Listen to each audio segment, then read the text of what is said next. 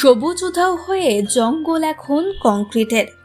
গাছ আর ফুল বাগানে ঢাকা জেলা থেকে শহরও এখন ইট কাঠ পাথরের জঙ্গলে পরিণত হয়েছে।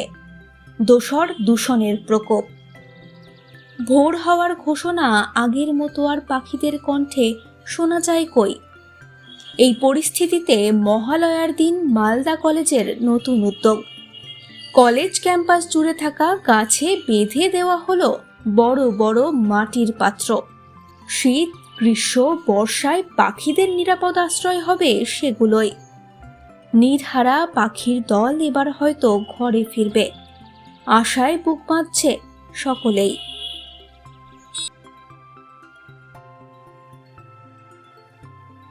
ফলো করুন এই সময় অনলাইন।